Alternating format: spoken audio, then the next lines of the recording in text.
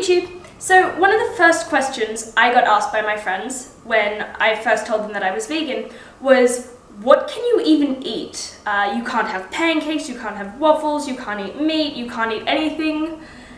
And a joke became that I could only eat carrots. I don't know how that happened, and if you guys have ever watched Scott Pilgrim, you'll see all the jokes that come out of that.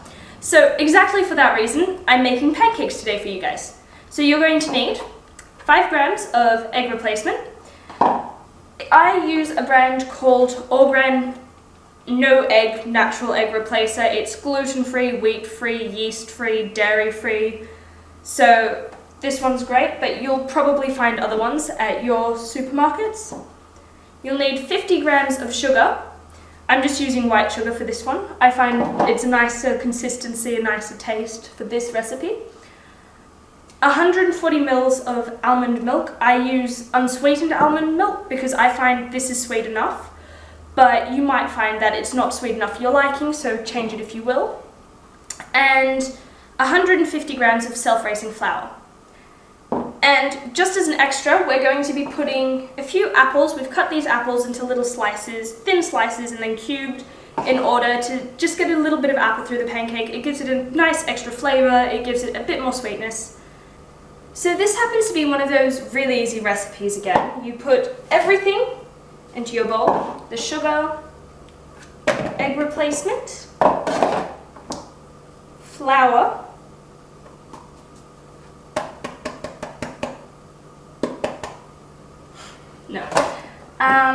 and almond milk.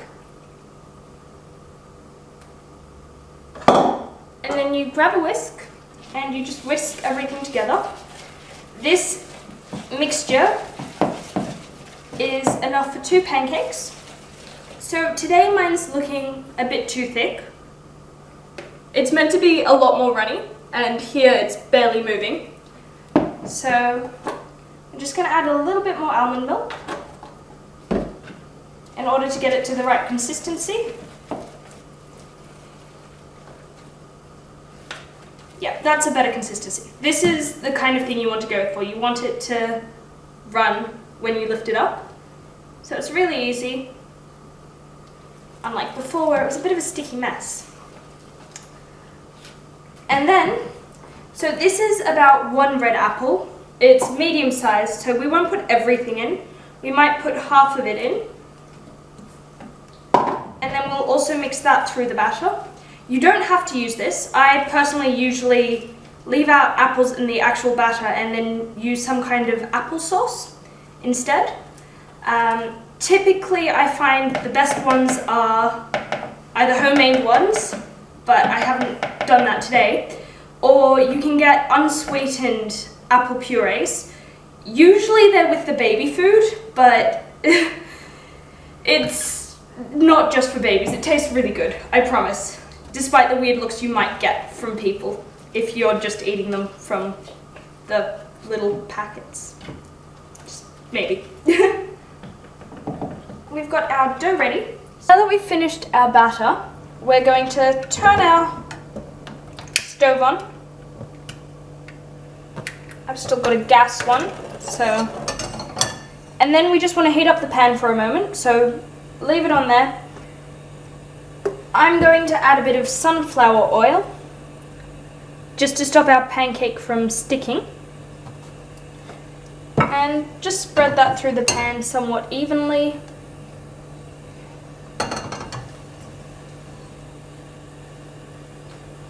You can check whether your pan's hot or not by just leaving your hand slightly away from the pan. If you can feel the heat, then it's probably hot enough.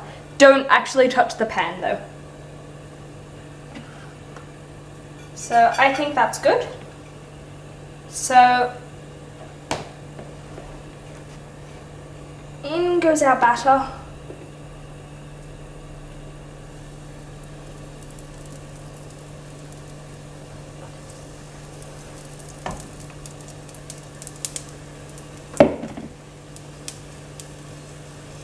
I'm just going to kind of manipulate the shape a bit. Otherwise it might be too thick in the middle and then it won't cook through in the middle, but it'll burn on the outsides. The reason it's not doing that as much by itself is partially the apples. The apples are causing it to clump together in places, stopping it from moving properly, that kind of thing. So you should have less problems if you don't use the apples in there. I'm going to turn this down a bit to make sure that it doesn't burn.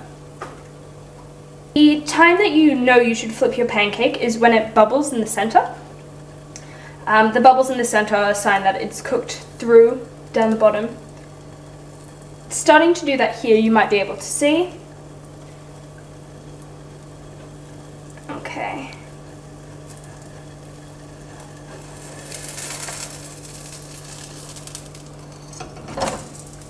And you can see it's a lovely golden color. That's pretty much what you're aiming for.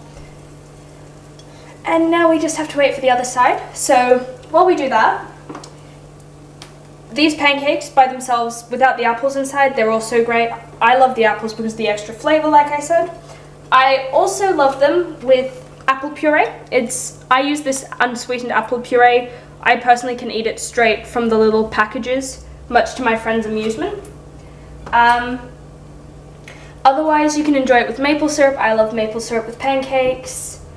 A little bit of icing sugar on top, I guess, would work as well. With fresh berries, this would also be amazing. So there's a variety of things that you can do to change it. You can also put chocolate chips in it. That can also be great fun, or whatever you want, really. So this is another one of those recipes that's so easy to customize to your own tastes or whatever mood you're in, which is why I love pancakes for breakfast. So I'm just grabbing a plate for when this is done. I'm going to see how it looks down the bottom. Yeah, the bottom also looks fairly cooked. I'll just leave it on for another minute or so just to make sure that it's cooked through.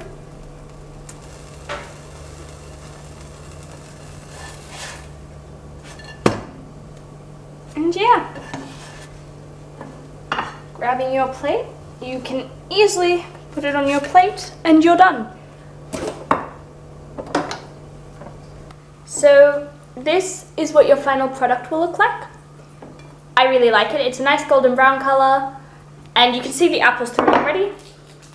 And like I mentioned, I love it with applesauce, so I'm going to have a bit of that as well. I always use one of the packets that it comes in for a pancake. My friends also joke about that. They always say, do you want any pancake with your applesauce? At which point I always answer with, no, I'm very happy with my applesauce, thank you. It's really tasty. It is literally pureed apples and nothing else. So, have fun with eating your wonderful pieces of food, your pancakes, because I know I will.